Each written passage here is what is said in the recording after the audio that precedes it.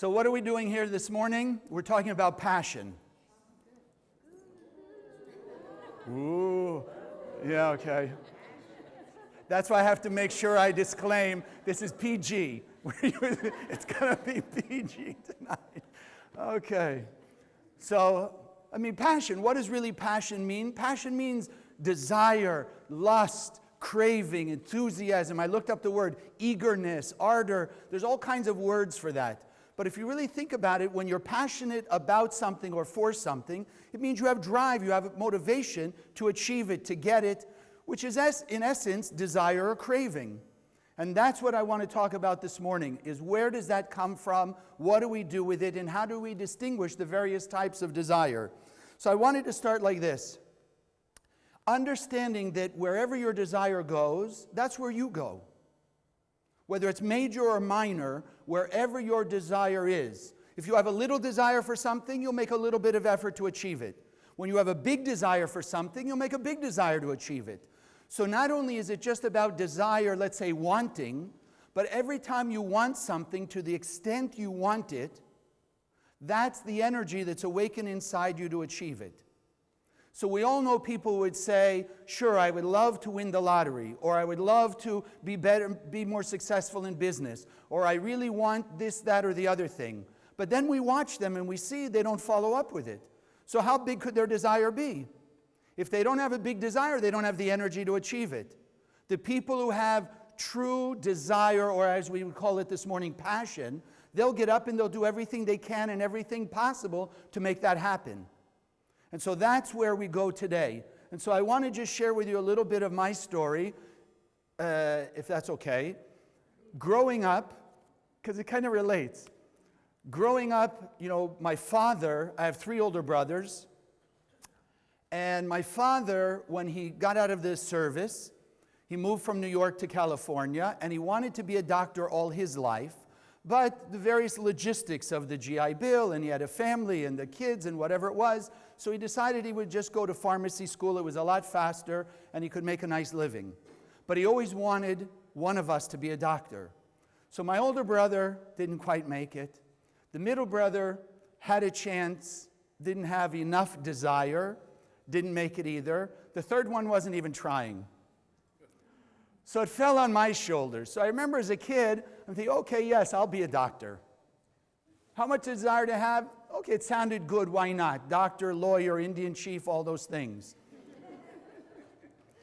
So I did pretty well in school, elementary school, junior high, in high school. And when I entered in high school, what started to change for me, because I wasn't quite sure, I thought, okay, nice thing to be a doctor. You can help eliminate people's pain and suffering. But when I was just entering into high school, my grandmother died. And what I had seen with her is she had diabetes, which I didn't understand at that point. She had diabetes, and she had her leg amputated. But it didn't stop her. But I'm thinking to myself, if she still had her leg, how much better could she be, and how much more could she do? So at that point, I had a little bit more desire to be a doctor, and now I was deciding what kind of doctor. Because I had that desire, I had that passion for removing people's pain and suffering. So I went through high school, got into college, I worked real hard to achieve what I could. I was applying to medical school, and at that point now, my mother died. She had been battling cancer, and it was one of those things that came on quickly. The doctors originally told us she had about a year to go. So of course it wasn't very pleasant, but we figured there was a year, and then after about 4 or 5 months, it started to speed up. And some of you know the story, I've shared it before, it kind of went very quickly, but the doctors couldn't tell us when, where, or how. They would tell us one day, she's got to die this week, the cancer is too far gone. And she'd live through the week, and she'd live another week, and they would keep saying, well, till they finally threw their hands up and said, we don't know. We don't know when she's going to go. And she left when she had said her piece to everybody, in the family, in the community. Relatives came from New York back to California to see her, and after she said all her goodbyes, then she left. So it was at that moment that what I considered my passion changed, because I knew that medicine didn't have all the answers. But like you and I sitting here, there's a part of us that does not only have the answers, but we know it has the answers.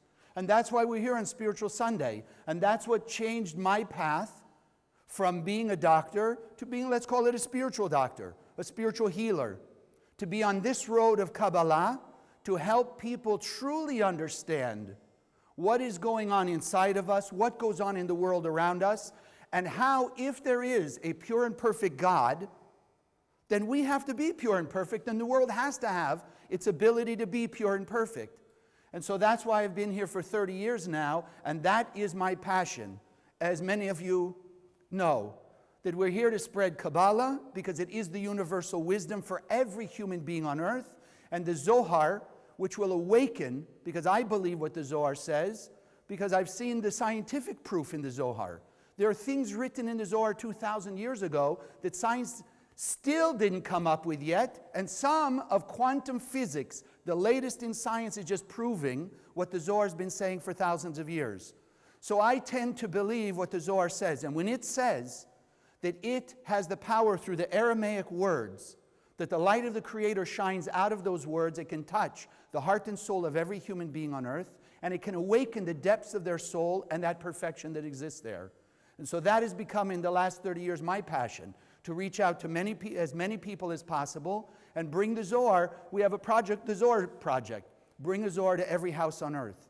Because we know when we reach a critical mass of light, all the darkness, all the chaos will stop. It's just that simple.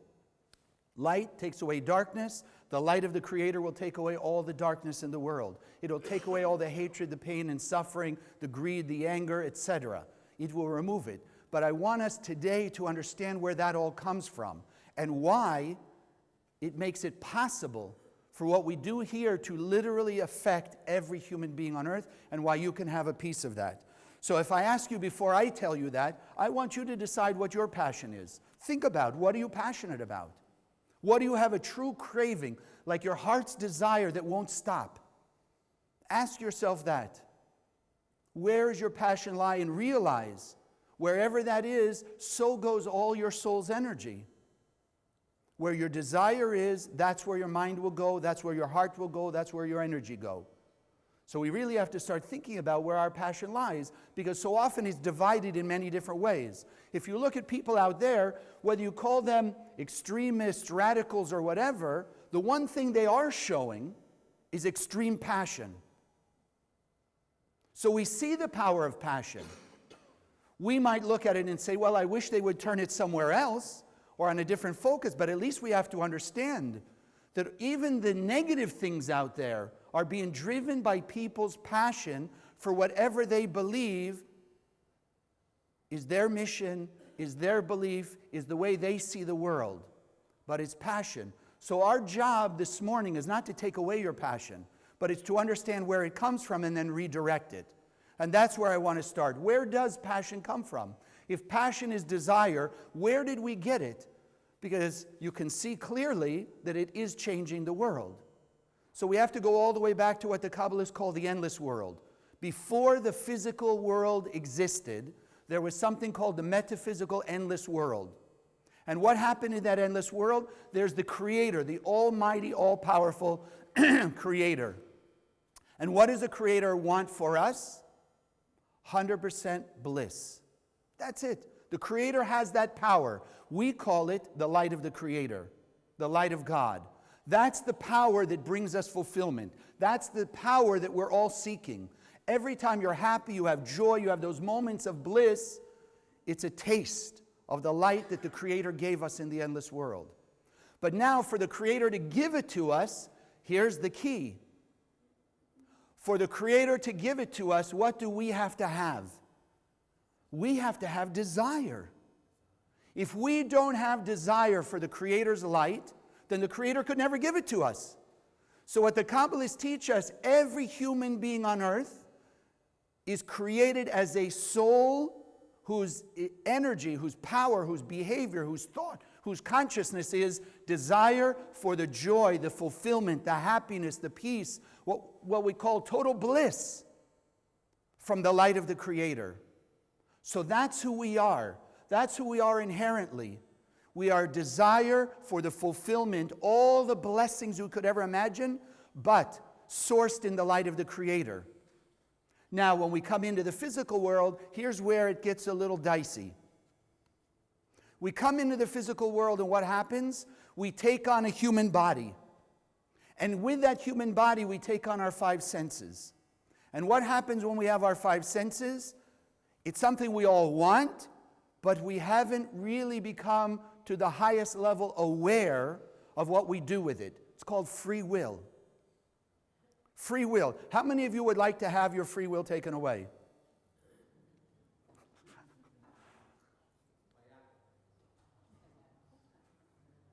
We all want our free will, no? But remember what free will means. Free will means I have the choice to direct my desire, because that's what the Creator gave us. Desire is all we've got. The rest of it is already given. The Creator's light and all the physical manifestations of that, it's already in existence. So the key is our desire. But now if we talk about, let's call it lust, selfish desire versus sharing desire, that's what free will is. We can decide the direction of how we use that desire. We decide. Nobody can tell us. But we need to know that there's a cause and effect relationship for everything that we do. And therefore, as we all have heard, what goes around comes around. So when a person's desire has been tilted towards the side of selfishness or self-centeredness, and they're seeking things for their own gratification, they're going to get it. The only problem is they're going to get it and it's going to come and go. How many of you ever had, before the one you're in, you ever had a relationship before this one? Ever had a relationship? Yes, exactly. So where's the relationship now? It's gone. How many of you remember the first week of that relationship? Woo! Blissed out. It was great. They were wonderful. I didn't touch the ground. I was walking on clouds. I was walking on the air. Didn't eat, drink, sleep. 24 hours. It was amazing. Blissed out. Right? Better than sliced bread. And then what happens? We have all the excuses. Then they show me their real face. Then they stop doing what they're doing. Okay, I have to tell you this story too. One of my very dear relatives was telling me years and years ago, she was divorced, she was a single mother, etc., and she was out on the prowl because she was a single mother. She wanted help. So she's out on the prowl to find a man.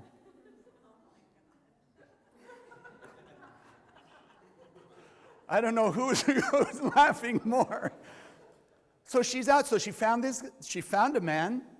They started to live together. She told me this story after they got married. She says for the first 2 years they were living together, she got up every morning, she put on her makeup, she did her hair, she made him breakfast. The moment they got married, no makeup, no hair, no getting out of bed, no breakfast. So he's gone. No. They struggled and they worked and they had conflict, but they stayed together probably because of the conflict. But it was just that idea that it comes and goes. If our desires, if our passion is in the consciousness, and that's what's being awakened, is in the consciousness of for myself. Now, what we talk about here in the center as selfish or self-centered desire is not what we usually mean outside, where it's really greed in a way of stealing from people or truly defrauding people or things like that. But we're talking about what we're usually taught as human beings. You raise your children, or you've been raised, get a good education, so you'll get a good job, so you'll get a nice house, so you'll get a nice living, so you'll be able to get nice clothes and nice things and on and on and on. But the essence is, what are you getting? Where's the thought of what are you contributing to others and what are you giving to the world? How are you fulfilling the mission that you came here to do? And that's the key. So don't take it in a negative way, but we're here to reawaken our consciousness and understanding of the direction we're going in life, Because think of it. When you drive your car and you don't know what direction you're going, but you think you're going in the right direction, you could be lost miles and miles away from your destination. So if along the way, like they have now, the GPS, you think you're going and you've just got it kind of on low volume sort of thing, and you're in the wrong way, suddenly it'll start telling you, no, go this way, go this way, go this way. At least it wakes you up. But spiritually, we have the same thing, but it's not a GPS. Spiritually, what wakes us up to realize we're in the wrong path? When our happiness and our joy and our sense of peace and harmony or satisfaction comes and goes. That shows us we're not in the highest of consciousness. That shows that we could be going in the wrong direction. So as we see, whether it's in business or health or a relationship or whatever, it's coming and going and waxing and waning, then we need to stop and reevaluate what's going on in our consciousness and decide which way we want to go. Because in any one moment we can change it. That's the beauty.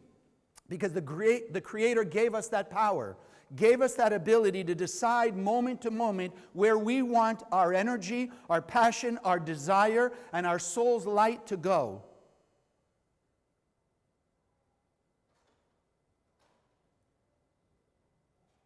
So it's time to wake up.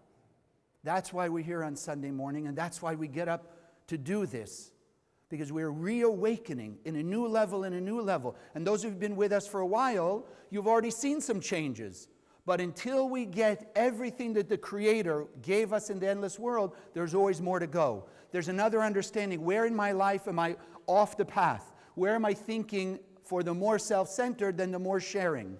And that's where our free will comes in, and that's where we need that awakening. That's why it's so powerful when we gather here, because just the energy in this room of you and what goes on here in the center is awakening already a new consciousness and awareness of how I can redirect myself and what power I truly have. Because we come to realize we are the most powerful beings on the planet. And I want us to realize that today. Because when we read about spiritual leaders, we say, yes, they had passion. Whichever spiritual leader you pick, they had passion. They fought against the establishment. They fought against tradition. They fought against whatever was in their way in an attempt to bring heaven on earth to every human being. Read the story of Moses. You know, Moses fought with God according to the Kabbalistic commentaries. When God, if you read in Exodus, and God called Moses at the burning bush, Moses, go into Egypt, tell Pharaoh, let my people go. The Bible, we just see a small piece of that story. What the Kabbalists say, Moses fought with God for 7 days. Not because he didn't want to go. He didn't want temporary fulfillment. He didn't want the redemption of Egypt to just be temporary. He wanted the final redemption. And that's why he was fighting with God to send somebody else, because he wanted to continue to work for the final redemption, and he knew the redemption of Egypt was only going to be temporary. But in the end of the story, obviously God convinced him.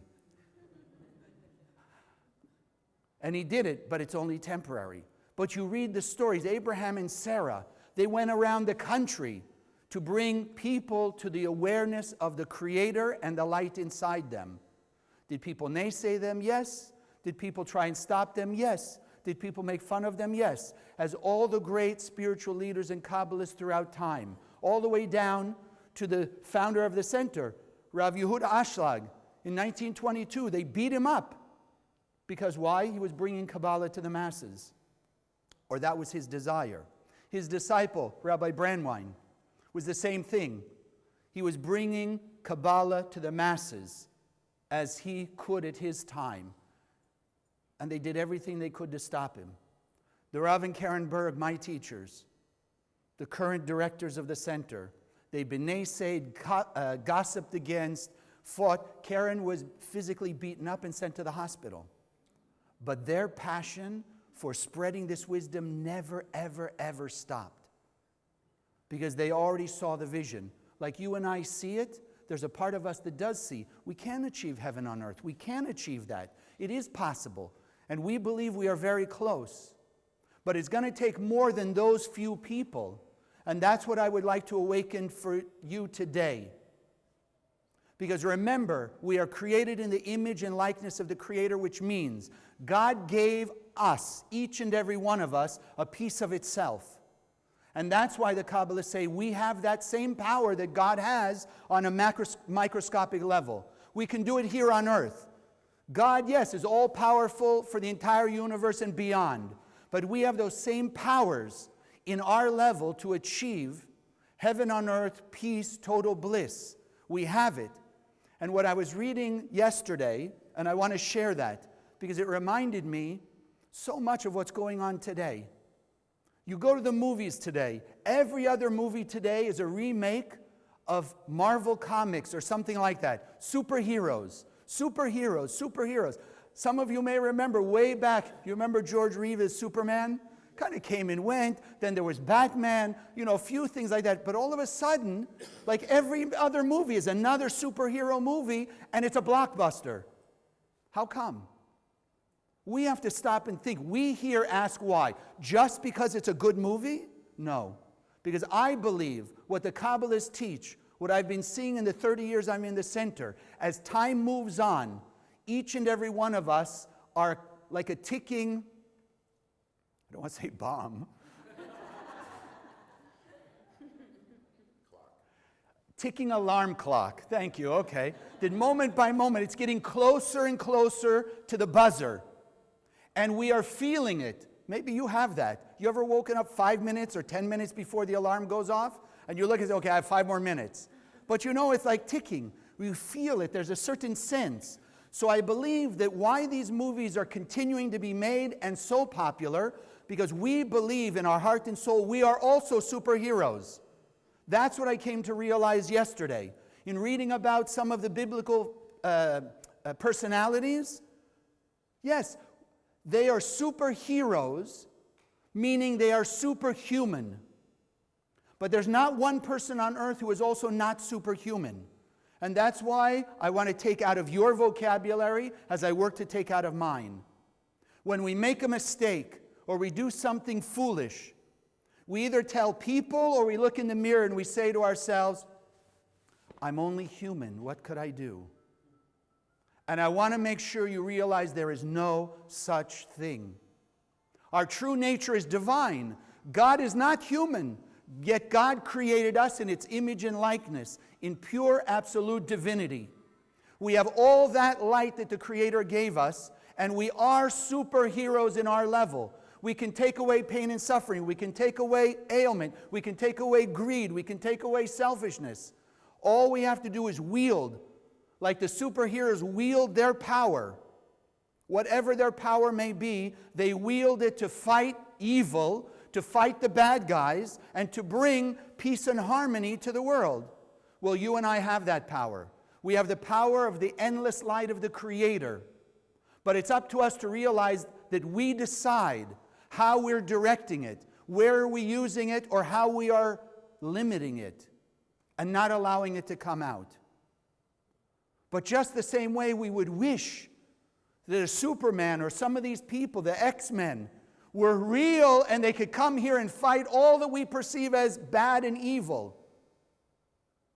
We have that power. And today I want each and every one of you to decide that you have that power and you're going to use it. Because that's what this is about. That's where your passion comes from. Our real passion is for unity with the Creator, oneness with God. Because that's how we were created in the endless world. Desire to receive God's infinite light and the blessings thereof. When we come into this world, yes, it may take on physical actions and physical things. But even through your business, you go to work, you go home, you're dealing with family and friends, you're out at the restaurant, you go see a movie. You can still decide to be a superhero while you're watching that movie, while you go to work. I'm not here to tell you have to sit home all day and, pray and meditate. No, you have to go out and use your superhero power of the light of the Creator to all the people that you work with, to all the people at the store, to all the people at the movie theater, to all the people everywhere you go. Why not? When do you believe God doesn't share its light? Which person does God's light not rain down on 100%? Even the most evil people we can think of doesn't stop God from sharing its light. So it shouldn't stop us either. So the same way the Creator is shining 100%, we need to shine 100%. Because the only way that we're going to be able to remove all of the negativity from this world is when we let all our light shine. It's not a complex concept, but it's not easy just because we're not used to it. And that's why we do what we do here, so that every person will be reminded over and over and over and over again, we are God's superheroes. That's who we are. And therefore, each and every one of us have an impact on every other human being on earth.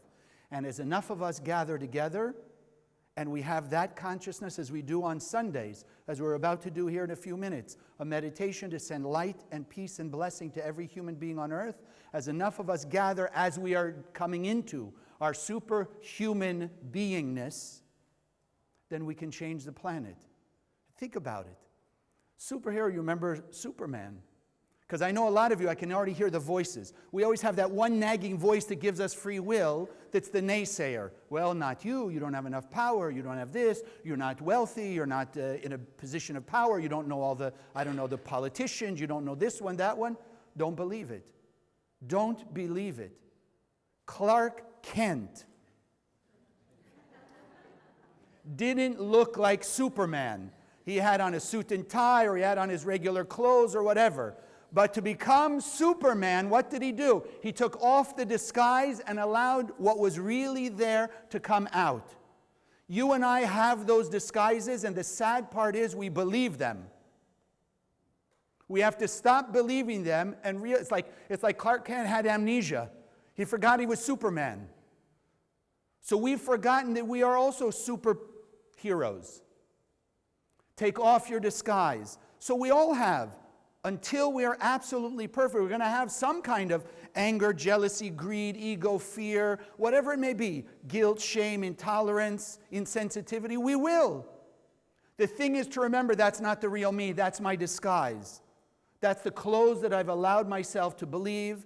I've taken them on, and now is the time to take them off and to be the real superheroes. So today is the time to awaken your passion for the light through everything that you do. Go out and be God's superheroes. Go out and awaken the light in all the other people, because they also are under their disguise. From the okay to the very evil, that's also their disguise. As we go out and share as God's superheroes our light, and we awaken inside them their superhero nature, then we will achieve what we are able to achieve. Because heaven on earth and peace is not up to God, but it's in our hands today. So go out today and be God's superheroes. God bless.